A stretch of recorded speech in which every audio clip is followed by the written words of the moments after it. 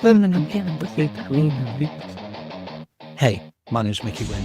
I like Simpleology because extra productivity gives me more time in the day to focus on things outside of my work, like family and friends.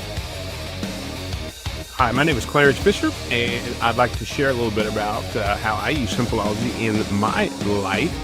So listen, Simpleology, it frees my mind from worrying I miss something important, or worse, forget about it. As soon as an idea pops into my head, I use the dream catcher found on my phone. In seconds, I'm relieved that I just dumped that, capture it. I have found Simpleology to be an absolutely incredible tool. Discovered it 4 or 5 years ago. I think 5 years ago. I just lost my job. I was in radio business for 10 years, and ended up down and out and waiting tables. Not that there's anything wrong with waiting tables, but for me, I knew I wanted to do something else, and I really didn't know what that something else was. Hi, my name is Will Dukes. I am the regional developer for Sales Partners Miami here in Miami, Florida. I can tell you a lot of great things about all of the features and uses of Simpleology, which I use pretty much on a daily basis. Hey, my name's David and I'm a medical student, and I've always been a hard worker, but there's a big difference between working hard and working smart, and that's where Simpleology came in for me. And I realized that, hey, I can actually create my life, my ideal life, and where I want to be. I just don't know where that is, and that's when I ran into Simpleology. In the last few months, I have, just from January through June, and we're only halfway into June, I've already matched last year's sales.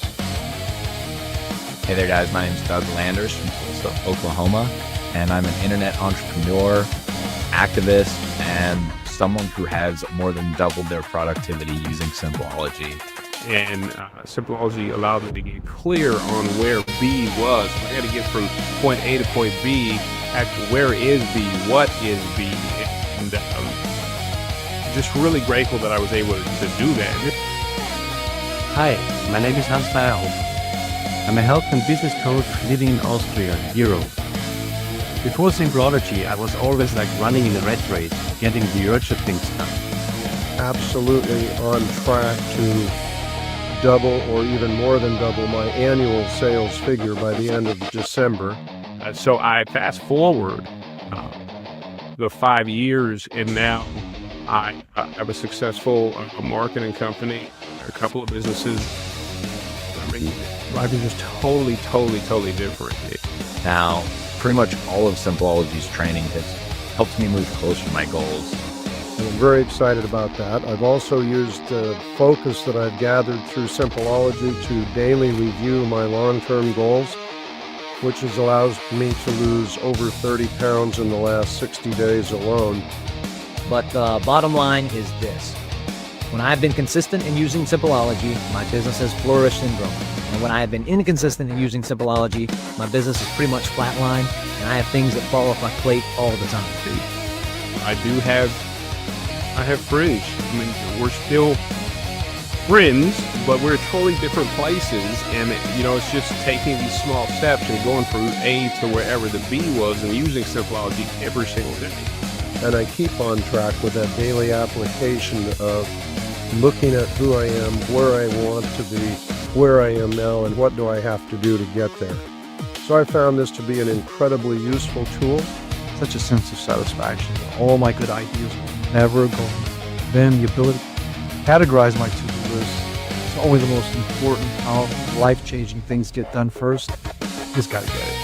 Since I've been using Simpleology, I've noticed that I've been able to direct my efforts very strategically, very specifically, and I've been able to get more done. But for the first 6 months of being an entrepreneur, after fumbling around online for a long time and just being distracted during my most productive hours, and not really moving any closer to my goals and still lacking clarity on what those were, one of my mentors recommended that I start using Simpleology. So I kind of jumped in with both feet, started with my white belt last June. I made a conscious decision that I was going to finish all of my Simpleology training, become a black belt, and I was going to be consistent and build a big streak in using the program. I found that I've really enjoyed the black belt training. And now I've gotten my black belt once already, and I've started over, and I'm going back through every single belt because I really want to relearn and submit these concepts. And I'm proud to say that I currently have a streak of 120 days of using Start My Day, going through the process. And it is no coincidence whatsoever that Q2 has been the best quarter in my business so far. Because just like getting a belt in jiu-jitsu as I did when I was a young man, if you don't use it, you lose it. I lost that. I am not going to lose this new acumen I've got in receiving and running my business. And it's actually made me a much better employer, because when I understand what I want of myself, I also understand what I want of my employees. We have a running joke around here about Simpleology. My wife asked me, how do you get this done? You know, she sent me a picture. She sent me a picture of a vacation spot that she wanted to go to, just emailed it to me from her job, and I was like, why did you send me this? And she said, well, for some reason, when you get these things, you get them done, and this is where I want to go. So she has faith in the Simpleology system, even though she won't use it, but she's reaping the benefits of me using it every single day. So I have a big debt of gratitude for the Simpleology team for making a great product that helps me develop those habits for success and implement them on a daily basis. So thank you all very, very much. So I've been able to transform my work ethic into an incredible form of productivity. Something that I really like about Simpleology in particular is Dreamcatcher, because I can just throw things in there and I don't have to keep them in my mind, and I can focus on the task at hand. Simpleology helped me to get out of this rat race by getting me focused on the things that are really important in the long run. And make great, good, positive changes to my life, the life of my family, the lives of my grandchildren, because now I have more time to spend with them because I'm doing a better job with my business. Therefore, it had a huge positive impact on my health and, of course, my productivity. I'm not stressed out anymore as I was before since creating the Simpleology habit. And it gives me freedom of thought, in that I can have more creativity in my problem solving, more introspection, and get more done than I need to. So Simpleology is helping me become a doctor. Thanks to all of you guys making this tool available. This is really amazing. So at 67 years of age, or young as I like to refer to it, I'm learning new tricks, and I expect to keep learning new tricks, and I expect to run my business until I'm at least 75 to 80 years of age, by which time I will have trained a successor who will take care of my family in the manner to which they have become accustomed. So if you're watching this and you're struggling with your productivity, you're struggling with clarity on your goals, and you're struggling with how to plan out how you're going to reach those goals, then definitely get Simpleology, because in just 15 minutes a day, I've been able to double my productivity using this. So you guys rock at Simpleology. Keep doing the awesome work that you're doing. And if you don't have it yet, just get it now. So thank you for a great tool, and I hope you find this useful, because I certainly find your tool useful, and I hope that my testimonial will aid other people in seeing the possibilities regardless of what age you are.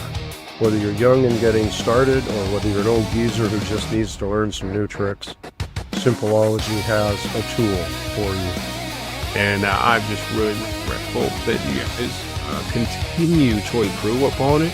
And, I can't recommend it highly enough. I recommend it to every single person that will listen to me, to use Simpleology to get from point A to point B fast, in a hurry, without all the crap.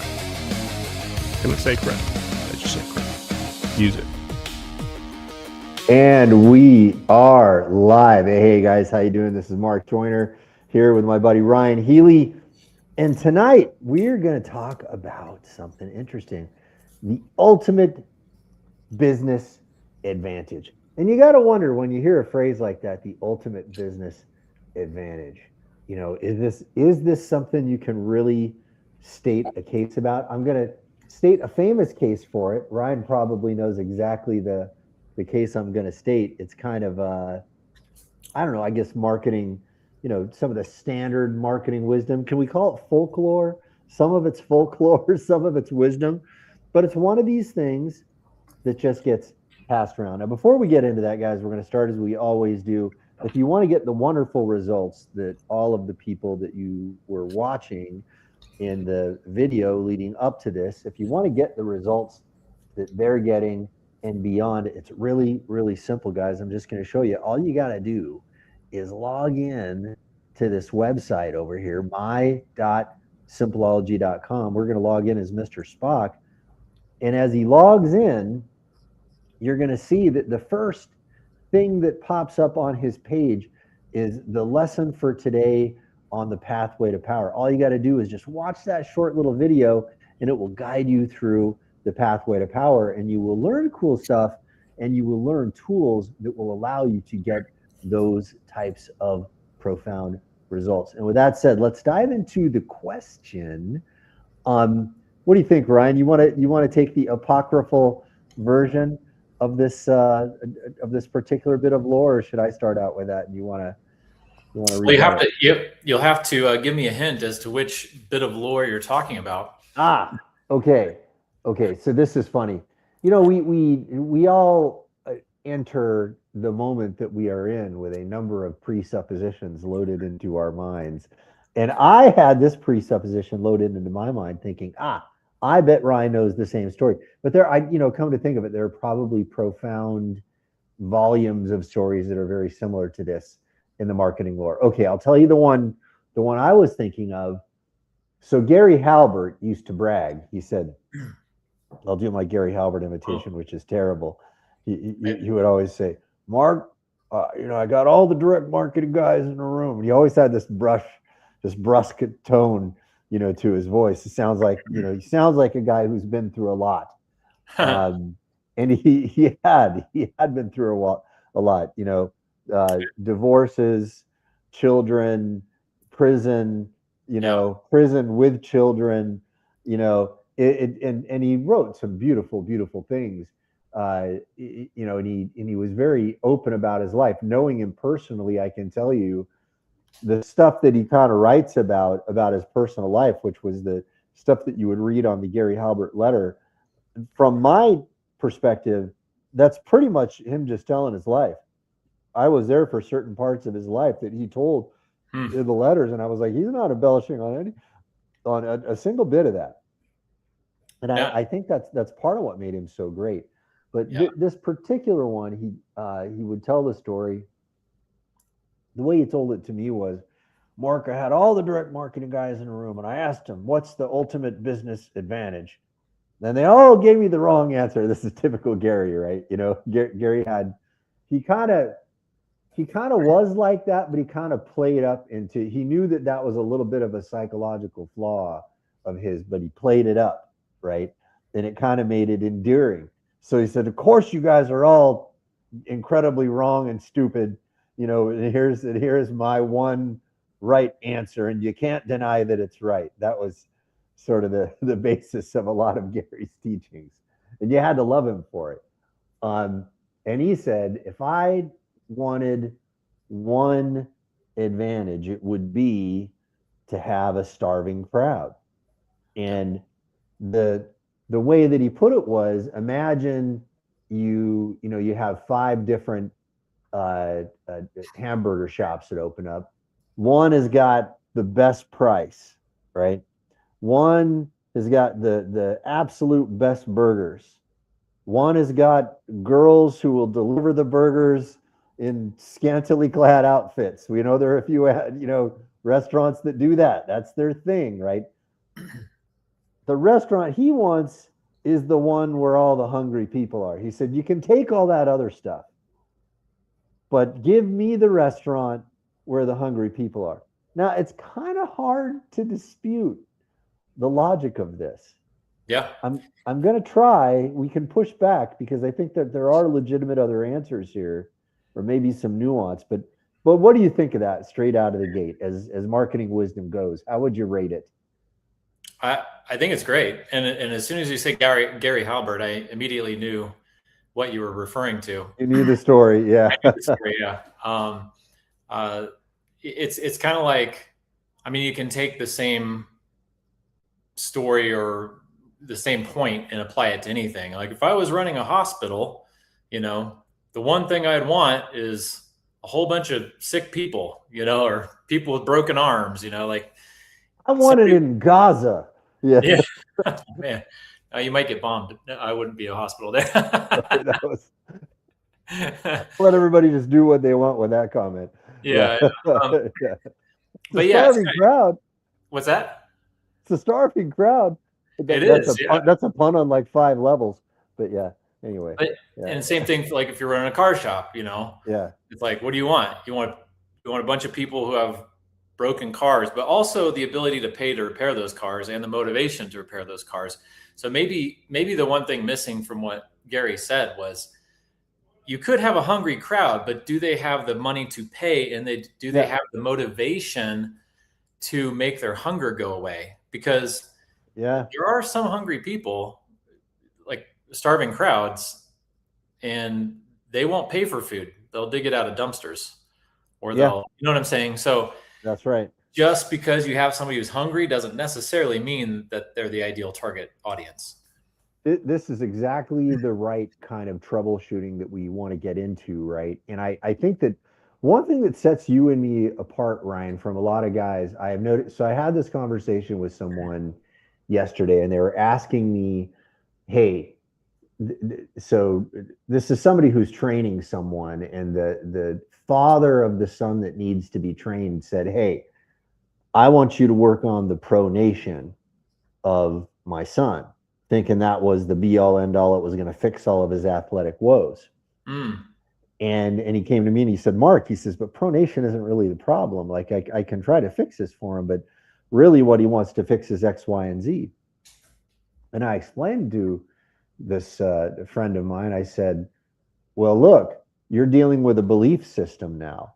If that's what the father believes, you going in and confronting and arguing with him about it is very unlikely to change his mind.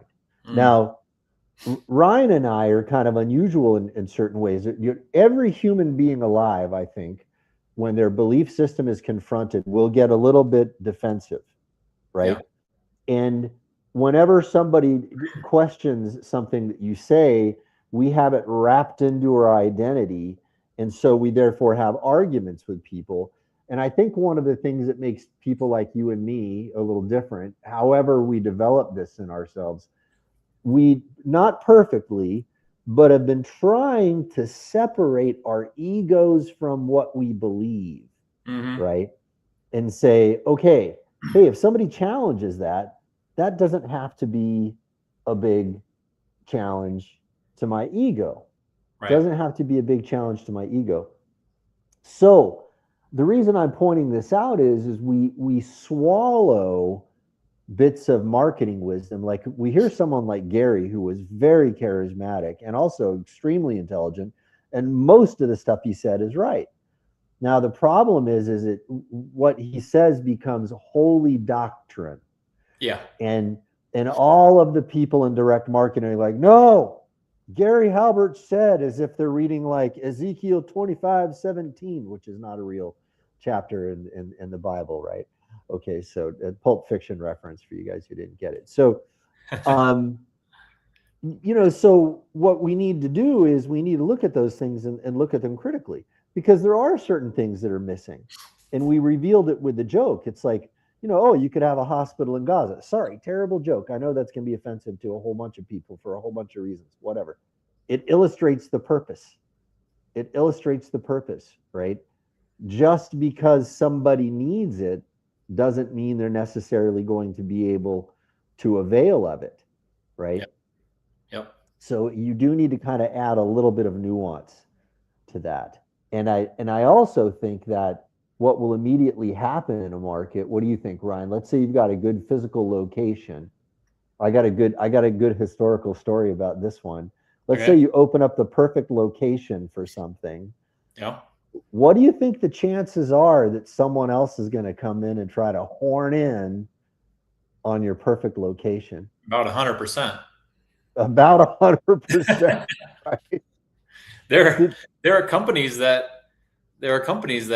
will triangulate locations based off of the presence of other stores.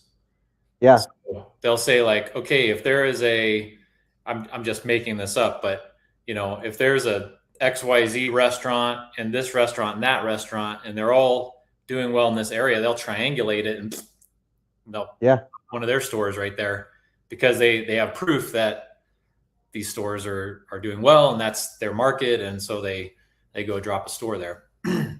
Yeah.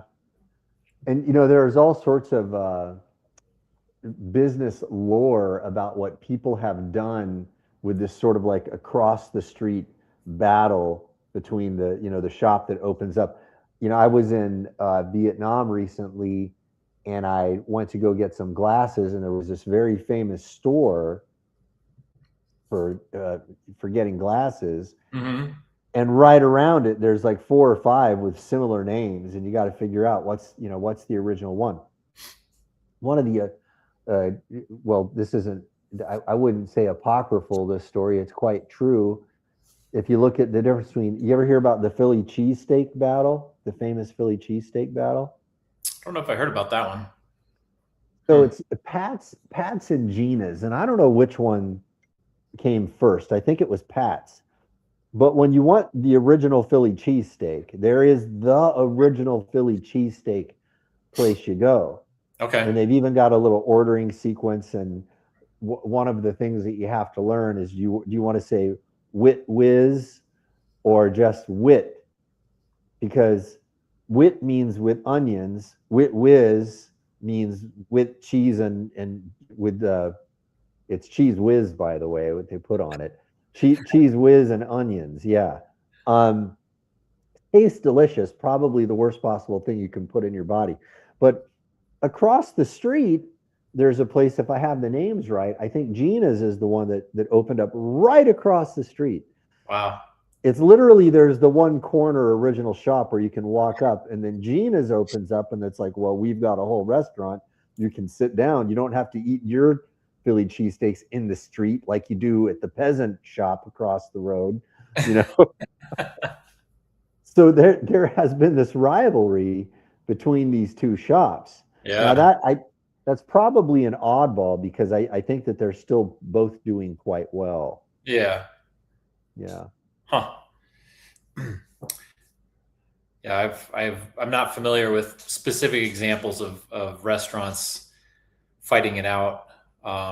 But when a market is doing well, competitors always show up.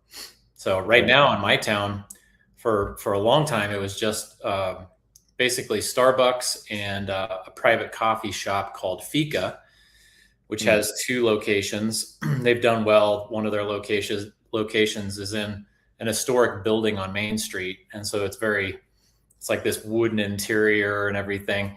And that was the only game in town. And then all of a sudden, in the last 12 months, we've got multiple Black Rock coffees showing up, Legend Coffee, Scooters, just an explosion of coffee stores all of a sudden. I'm like, what is going on?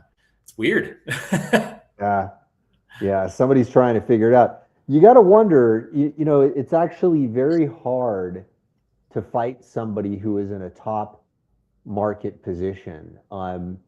If you ever read the original, what was that great Rise and Trout book, Positioning?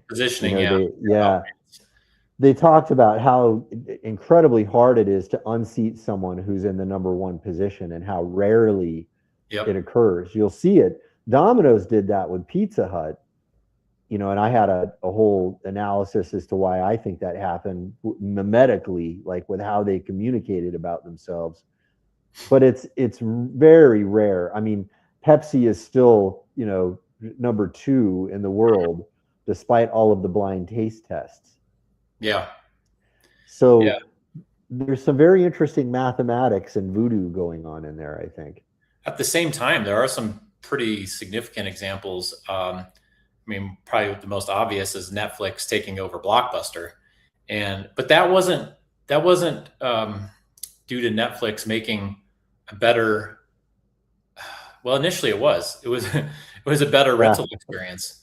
Yeah. But ultimately they didn't call it something about DVDs because their vision was streaming Right. ultimately. And so the DVD thing was just a short-term play for them to Mm. to wedge into the market. So what they did is they created a new business model really. Yeah. And Blockbuster was just way too late. So sometimes it does happen where number two takes over, but it's usually because they're not competing on a one for one basis. Like Pepsi and Coke are like one for one, right? There's it's it's a taste difference. They're Yeah. packaging Yeah. the same products basically. The same. I mean, Right.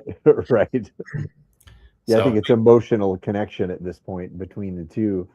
yeah, Um, but what you have is now drink manufacturers making whole new categories, like right. like liquid death. You know, it's water with agave. You've got Zevia, Right. you know, stevia flavored Yeah. zero sugar soft drinks. You've got Poppy, which has apple cider vinegar in it. You know, Yeah. they're just making whole new categories. Well, all these interesting new mechanisms, right? Yeah, Eugene Schwartz would be having a field day with all of these things.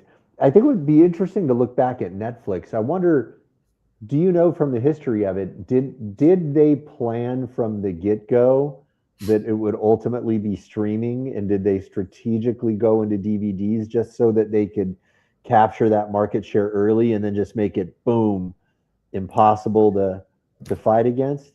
yeah. I mean, from what I remember reading, was yes, their vision from the very beginning, and the reason they chose the name Netflix was because ultimately they wanted to be a streaming company. But Okay. the bandwidth wasn't there when they first No. started out. So No. they knew they couldn't start there, but they saw the future. They saw that bandwidth was going to increase, and eventually you could stream movies through computers and TVs. And Yeah. so yeah, the DVDs by mail, and then the real big thing was no late fees, right? That was huge. Yeah. That was huge. No late fees.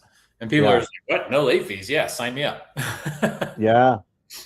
It was very clever long. So I would love to read about the whole story about what they planned strategically. As like a guy big into military strategy and tactics and how people can play that long game. I would love to find out what was in their mind, because in retrospect, I look at it and I'm like, wow, those guys had to be extremely smart on so many different levels, Yeah. right? Because they knew that they had to figure out a way to come in and capture that early market share, and they did.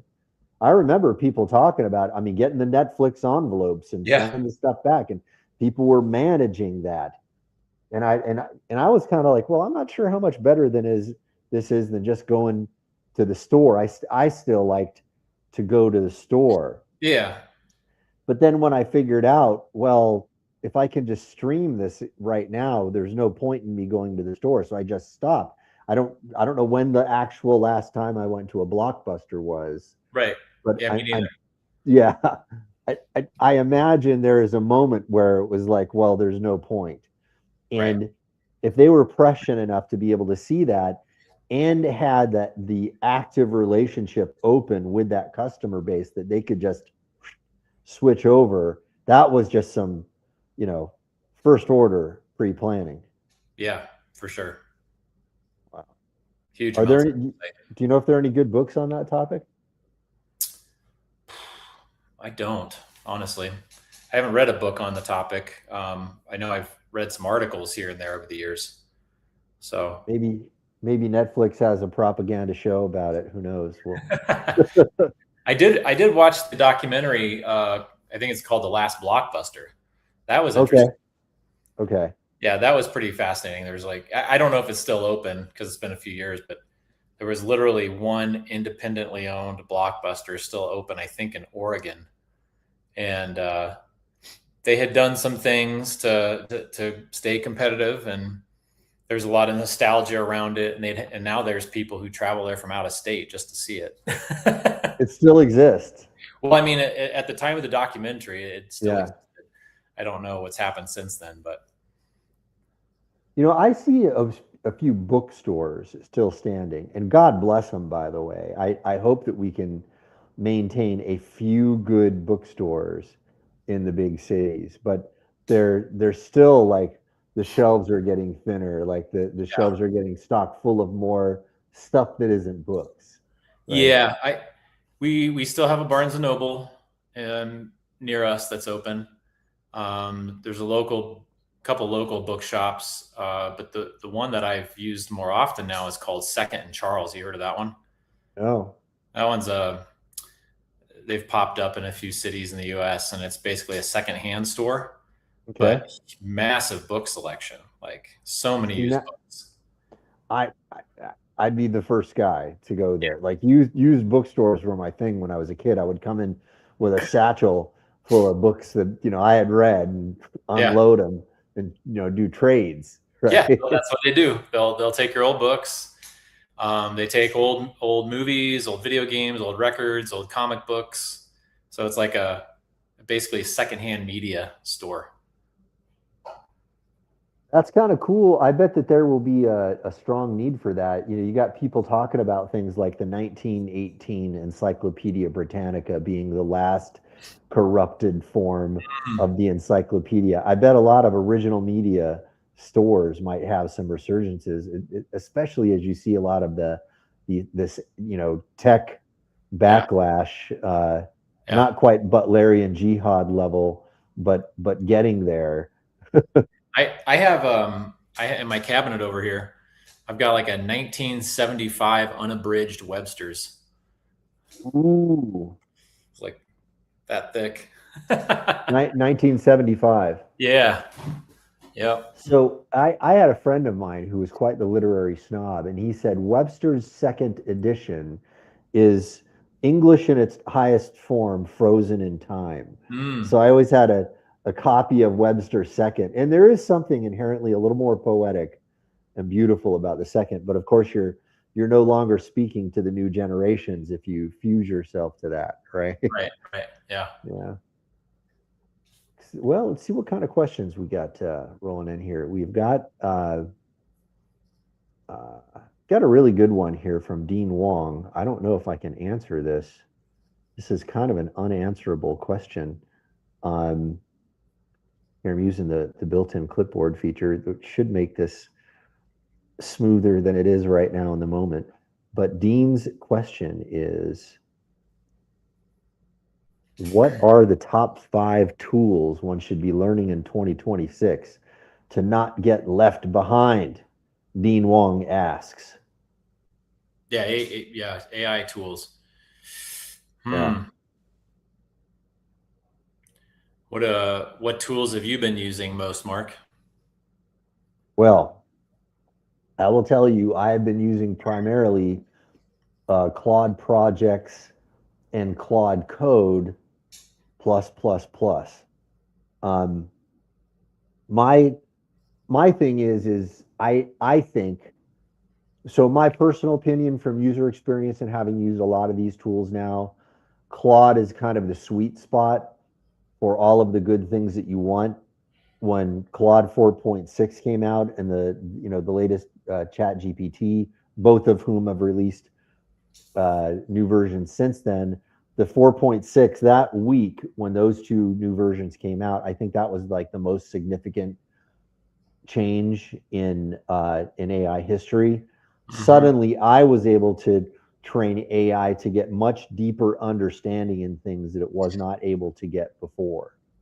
Yep. And the context of I mean, I've shown you some of the things that I did, and like just the ginormous context I had to help these things understand. I'm in the process of getting it to understand even larger forms of complexity. But I think what has to happen is, and I'm kind of giving a little bit of foreshadowing of something that I'm going to be presenting to everybody. You need to think of a better way to use AI that properly understands the limitations of it. With me right now doing probably the most technically complex thing I have ever done in my life, and I'm not going to say what it is at all until it's ready. Ryan knows what it is, but I have learned the hard way in life to keep your mouth shut about things that you're working on until the very moment. And there's a whole whole separate conversation we can have about that, guys. But listen, this thing I am working on requires a lot of computation, a lot of deep understanding. A lot of things can go wrong. So what you need to do, rather than think of like, you know, the influencers out there are going to tell you, yo, you got to use this one. This is the only tool that works. It's bullshit. I'm sorry. There are lots of tools out there that will get certain jobs done. Grok, for example, does some things extremely well. It gives almost as good of an answer as ChatGPT. It's a little less woke, but it's much faster than ChatGPT. But if I want thoroughness and I want to know that it's going to be the, you know, dyed-in-the-wool establishment talking point version of reality, I'm guaranteed to get that accurately from ChatGPT, right? Yep.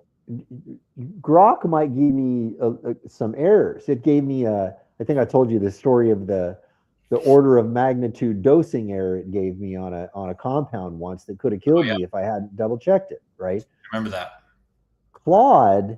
Claude gives me generally accurate information, but the problem is it can lull you into complacency because every now and then it makes a critical error, and if you're not really on top of it, then you're going to be in trouble. So what I would say is just get very familiar with almost any of these tools.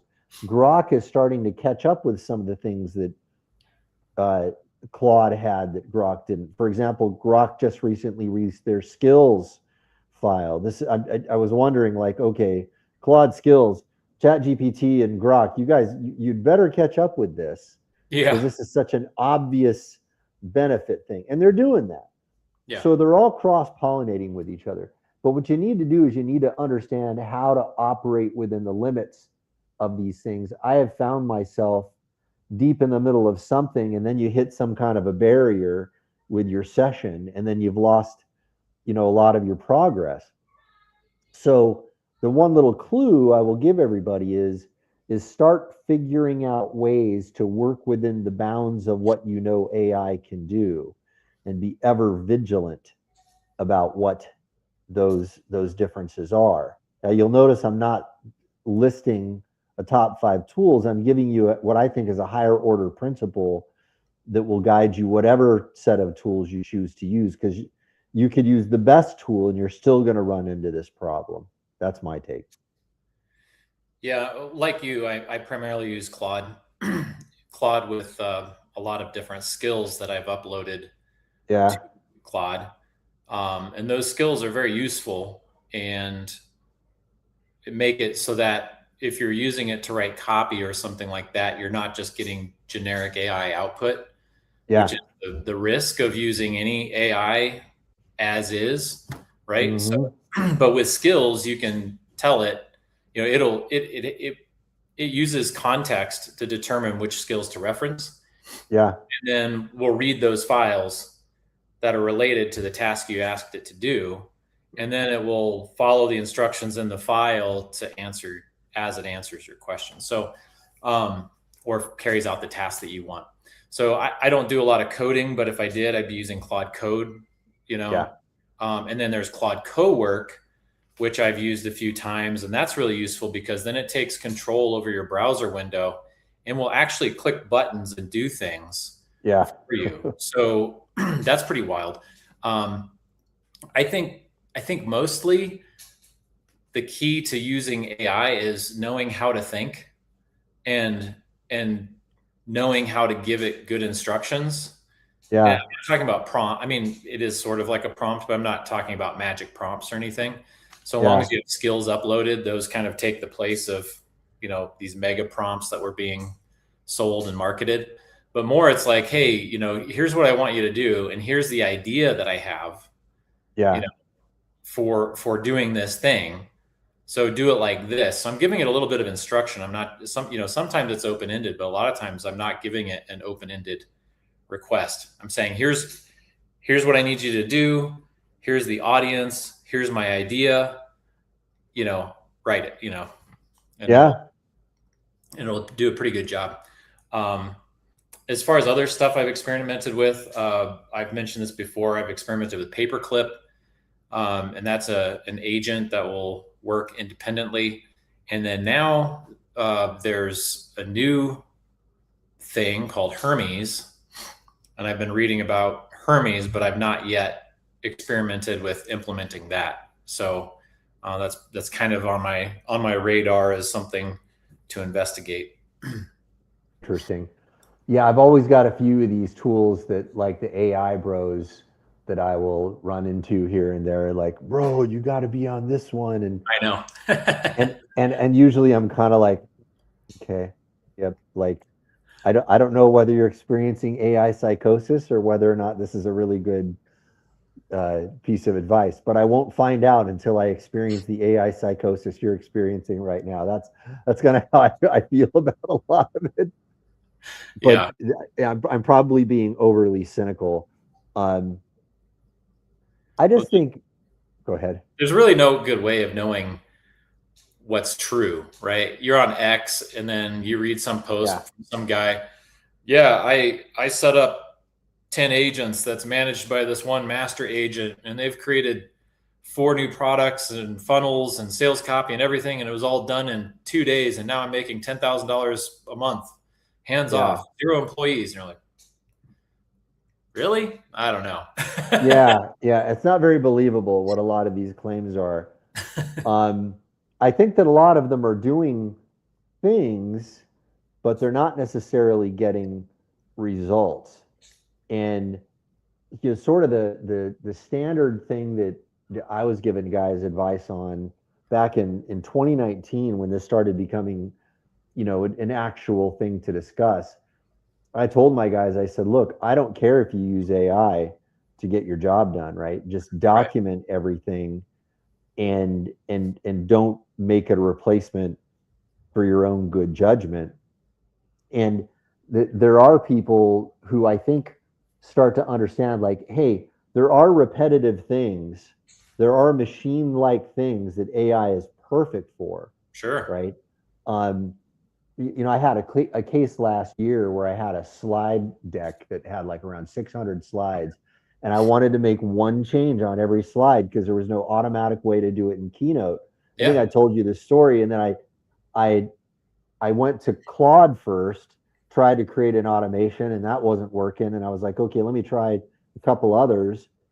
And I got 3 different AIs coming up with automated solutions, and I was faithfully like waiting until they were done, and I would try it. After about an hour of that, I started making the change myself. And 4 hours later, I ended up just getting it done before any of the AIs could come up with, and I was giving them a chance. Like every time they came up with a new solution, I would try it. It was just wrong. Now that kind of thing was happening a lot, but since 4.6, now the difference is I can give a task like that, and it can give me an accurate, like, yeah, here is a solution that's actually going to get that job done. Yeah. So I've got another good example for you. I was trying to extract every email I'd written in a certain platform into a document, just a single document, subject line email. And I don't know how many it was. It was a lot, hundreds. And the way that they had coded this thing, it was coded with JavaScript or something. So because even though I gave the link to the archive, it couldn't seem to extract anything, because when it viewed the code didn't actually have the content of my emails in there. It was referencing like other files. Right. And so I decided, okay, well, Claude can't do this. I wonder if Claude Cowork can. So then I gave Claude Cowork control of my computer, and then it figured out how to extract all those emails. And initially I had kind of given up, and I had contacted a team member, and I was like, hey, is somebody available to just copy, go through the archive and copy paste a few hundred emails, which, that's extremely tedious. Yeah. Oh yeah. And the formatting might not be that good, whatever. And in less than an hour, it had pulled everything and given me a really nicely formatted text document, which then I fed back into Claude to create a skill called Write Like Ryan. Yeah. Right? So I was training, I had it extracted all using Cowork, and then I was Mm. training it on all those hundreds of posts. So anyway, it was pretty interesting how it was able to solve a problem in less than an hour that would have taken a human, I don't know, 3 full days of copy pasting. I don't know. It would take forever. That's right. That's right. And one last thing I'll say before we get to the next question is the thing that I've been learning that, well, one of the hugely important things is so you don't want to keep relitigating the same problem with it, right? So the skills and things like that, these are essential, because if you don't do that, it's going to go, I could do that for you right now, but I've got 3 or 4 questions. Oh, Yeah. those are the same 3 or 4 questions you asked me last time. I don't want to keep relitigating the same problem, right? Yeah. So you turn it into a skill, and it's like, okay, boom, here it's done. It knows exactly. It has all the answers to all the questions. The other thing is that there are people who will kind of get their ego involved in it, and it's like, well, AI is never going to be able to do what I can do, right? And I got to tell you, the people that are doing that, and there are many of them, I see it all over the place. They're really in for a rude awakening, because they're kind of in a state of denial right now. And I think what has to happen is people have got to start thinking about, what am I actually doing, right? What can I actually automate, and how do I do that? How do I help the AI understand the data and the relationship between the data well enough so that I can now explain it to it well enough for us to go, oh, okay, I understand that. There's zero ambiguity there. If you can speak to it with zero ambiguity, and you can pull your ego out of it, you could actually get yourself in a better situation than you are right now. And I think that there's tons and tons of low-hanging fruit that people are missing, because they're very binary in their thinking of AI. They're either for it or against it. And it's like, well, it's a tool that exists. Right. There are some very clear use cases for ways that you can get some major time wins. Like, I did something, I won't say exactly what this project was, because I don't want to reveal some of the secret sauce, but you and I know we were involved in an event recently where there were a lot of other speakers. We had to provide something for all the attendees for that event. Providing that without AI would have been a 2-week job for one human. Easily, right? Yeah. Easily. Yeah. I mean, if you think about what that job was, I mean, how complex that was, Yeah, very. think about all this stuff, structure it out. AI, mincemeat. We got transcripts, and I had it set up so I was like, okay, now we just load it in, and then it's done. And I had to do 36 of these. I didn't delegate it out to anybody, because doing the 36 myself was so quick. I would have spent more time delegating it out to someone, Right. than I would have had I just done it. Right. Yeah. Yeah. So that kind of stuff does exist now. 100%. It's exciting. I mean, it's so cool. It is so cool. It is. We just have to get really good at picking what those things are. Yes. We got one from Kurt Summers here. The comment is truncated, so I'll display the first part, and then Kurt asks, if you believe that AI makes information and skills more accessible to everyone, like the internet, does the ultimate business advantage shift from what you know how to consistently you execute on? Let's read the rest of his. Does it shift from what you know to how consistently you execute on what matters? Okay. That was the phrasing I wasn't getting. Thank you. Yeah. And if that's the case, how do you build that as a system that others are willing to pay to access, rather than relying on willpower? Let me make sure I understand the distinction. Does the ultimate business advantage shift from what you know to how consistently you execute on what matters? That's a very strong hypothesis. There's always been a certain amount of truth to that. Yeah, I was going to say it's probably always been a little bit more toward consistent execution, than it has been about what you know. I That's mean, I think about the perpetual students who are always taking the next course and the next course and the next course, and yet they know a lot, but they don't execute. And because they don't execute, they don't get results. Meanwhile, somebody who only half understood one course goes out and executes, and suddenly they're making money. And the smart person is like, well, how come that guy's getting success?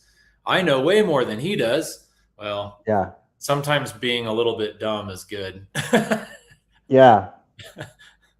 Well, this was part of the whole, origin story of Simpleology, when this was back in 2005, when I was, out of the whole digital marketing space and just working with certain people behind the scenes on stuff. I didn't want to be in public anymore. I still had all these people emailing me, asking me questions.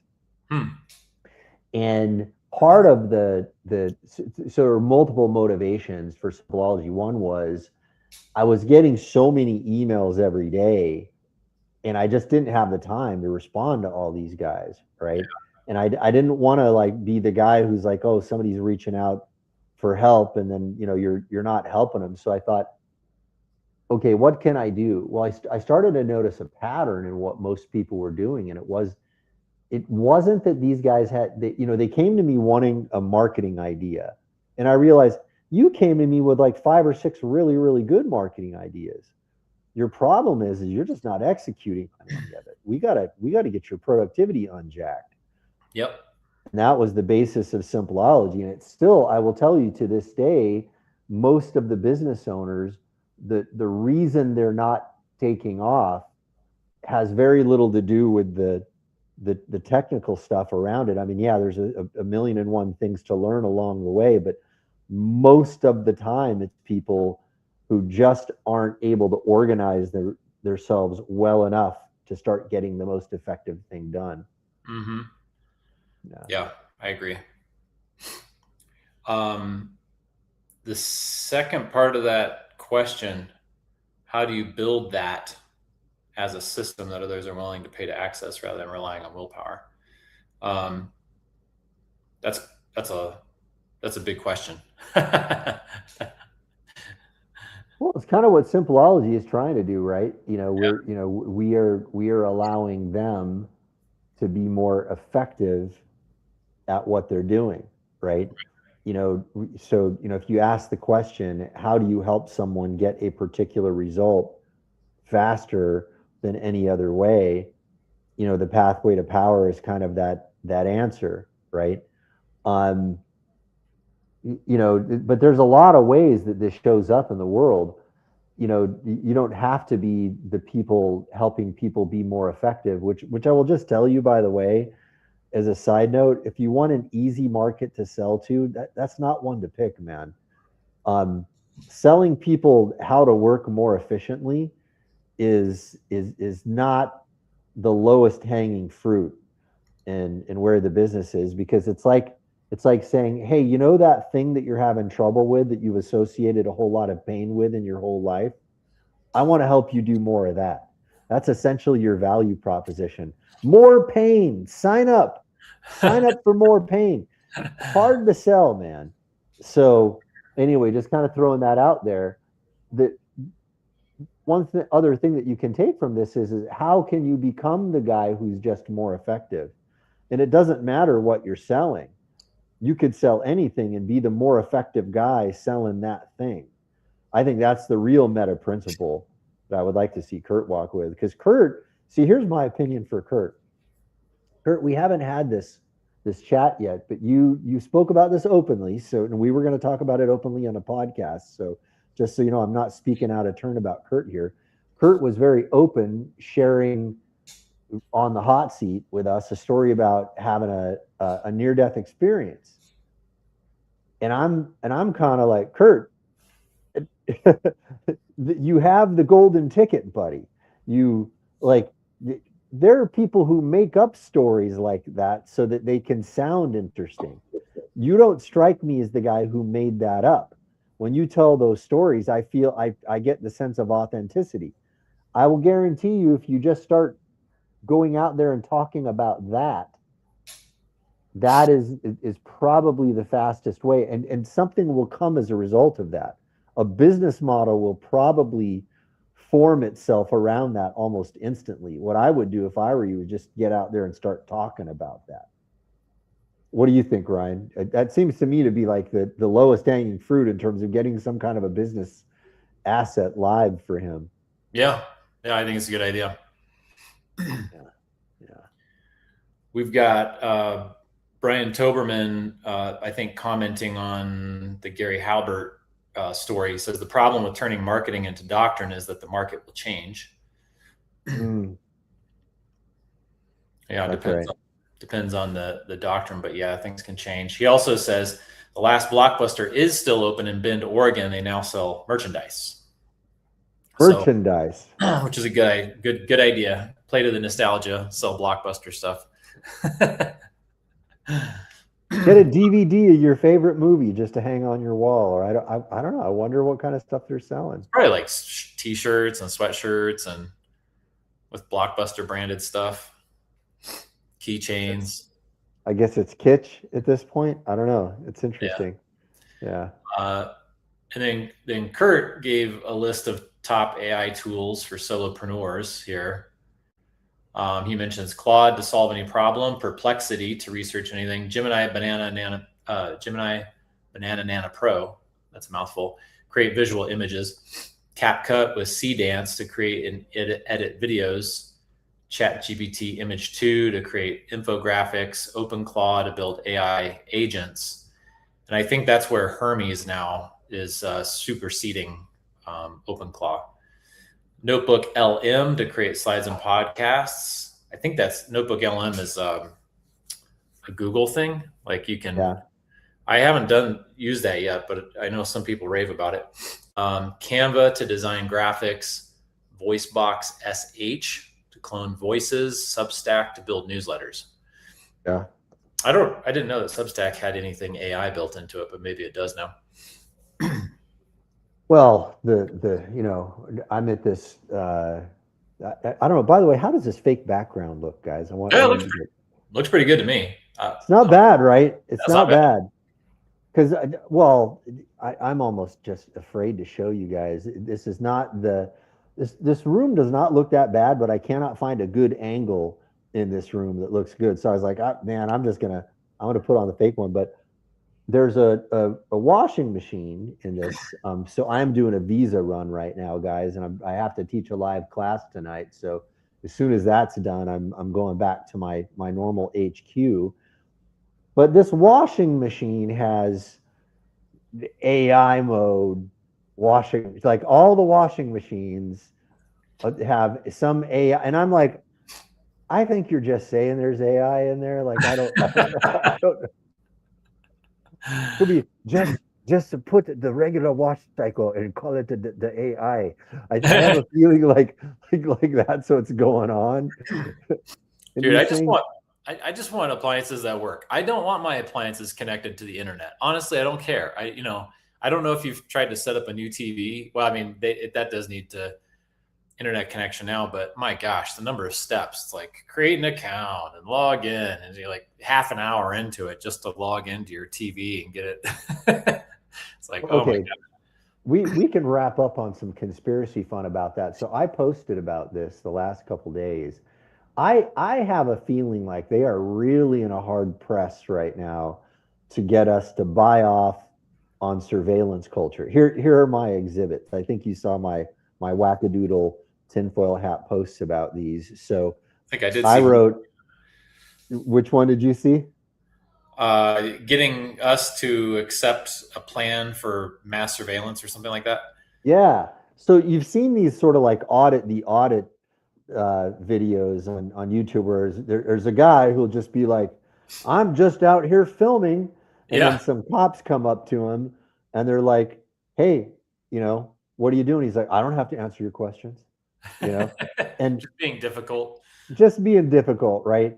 And he's just, he is kind of proving like, hey, I have the legal right to film whatever I want to film. Sure. And then you end up feeling a little bit sort of like on the side of the guy filming. Hey, he's not breaking any laws. But then at the same time, I'm thinking, okay, would it be legal if somebody gets on the sidewalk and then trains a camera on my house? I don't I don't know if the law is a little bit different there, or if it were my place of work. So long as you're on public property, I believe you can film. Um, I I don't. I mean, I'm sure there is different laws in different localities and cities and states and provinces Yeah. and whatever regarding filming. So I don't want to make any blanket statement, but I assume there's got to be some sort of prohibition against trying to look into somebody's windows of their home to film them inside their home. Yeah, I feel like that's got to be a violation. Like, I Yeah. don't care if your camera is out on the sidewalk, Right. like, yeah, peering a camera into my home. Like, Yeah. so is it my job? I gotta close all my blinds just to make sure I'm not exposing myself. Like, where is the line drawn? I don't know, Yeah. but the problem is all these smart devices. We've got the cameras in our houses now. You were talking about setting up the TV, that's internet connected, and a lot of them have camera sensors built in. I mean, that's exactly the telescreen from 1984, right? Yeah. Yeah. I mean, in Amazon Alexa, it listens 24/7. Yeah. It's listening all the time. Yeah. So are the phones, by the way. If you have Siri set up, there have been times where I say something that sounds like Siri, and then it's like yes, and I'm like, I didn't say Siri, So Yeah. it's Well, I did some tests. This was back in what year was this? This would have been like 2008. I was in Silicon Valley, and I was, with a whole bunch of guys that worked at some of the big tech firms there, and we were all talking about how paranoid we were about the phones. I think it was 2008, 2009, and maybe 2010. Yeah. And I said, hey, let's do some tests, right? Let's all talk about something kind of random with the phones on. And so I think we picked Mongolian food, right? Yeah. And then, suddenly we're getting ads Yeah. for Mongolian food. And then we kept stripping things away, and we got to a point where our phones were all completely shut off. And then we came up with some new random thing. Lo and behold, we turned the phones on and we're getting ads for the things that were spoken about when the phones were off.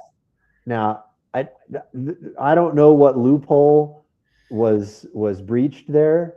That's wild. Yeah. But they're listening. My wife and I had a situation one night. She's scrolling her phone and she sees this, goofy ad for or a post about Miley Cyrus, and it was like some AI thing, right?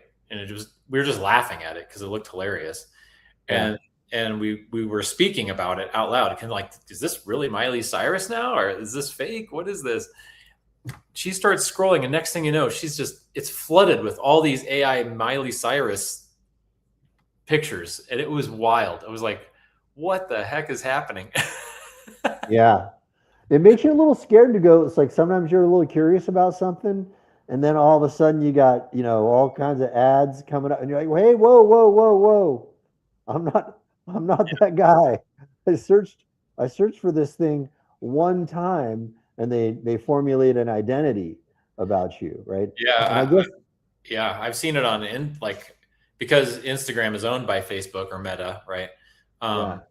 If you like or watch an ad on Instagram and then go log into Facebook, all of a sudden you'll be getting all the ads from competitors for that same, like a similar product. That's right. That happened to me when I was looking at protein bars. All of a sudden I'm like, dude, I had no idea this many protein bars existed on the market. Yeah. Flooded protein bars. Flooded with protein bars. Yeah. Yeah. It's well, I mean, of course it's inevitable, right? That this is going to happen. It's just, yeah, I'm always a little bit concerned about, okay, where are the lines going to be drawn? How are we going to actually guarantee, sovereignty and freedom of speech for folks when all of these things are happening? And it seems like all of the tools for the digital panopticon are being ushered in, mostly in the name of convenience. Some of them in the name of, "Ooh, you'd better be scared about this," right? Right. Well, I've got another topic related to this surveillance thing. I'll ask that in a second. Yeah. Eliza says, as long as you're photographing on public property and not violating anyone's expectation of privacy or taking photos of children, you are probably okay. So another form of surveillance, you're familiar with Ring cameras? Ring camera, no. What's No? that? Mm-mm. Ring cameras. In the US, they're extremely popular. People install them in the front of their house and it records. Oh, Ring. Yeah. I got you. I think Yeah. Amazon purchased Ring. I think originally it was like a Shark Tank thing. Yeah. Some bought it, but basically it doesn't film 24/7. I think it's just motion activated. So anytime there's motion, it's filming. And now I think I'm getting this right, but have you heard of the Flock system? No. Flock cameras.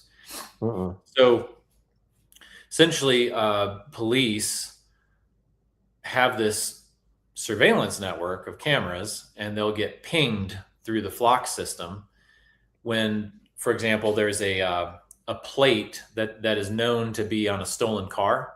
Right. By. Right.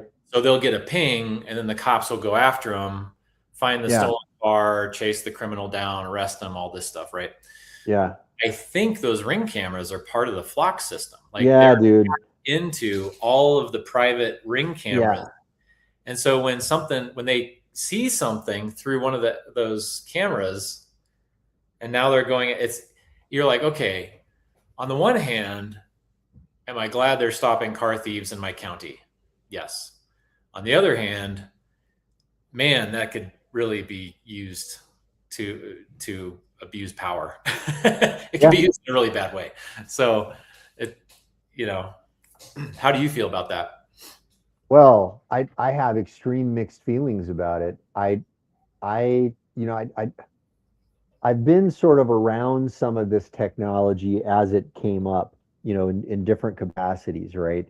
As the guy who started the tracking pixel, I saw I had a very different intention in my mind from what it evolved into. And when I saw things like Palantir and a lot of these sort of like network-based systems now that are gathering, like what you're describing sounds similar to this. They were all, presented to us for different reasons, right? Right. For me, the tracking pixel was, hey, I want to be able to give people access to an ad tracking system where they don't have to install a whole bunch of software on their machine to do it. Right. And I want them to be able to know when sales and vital events with customers with whom they have an actual relationship occur, right? Yep.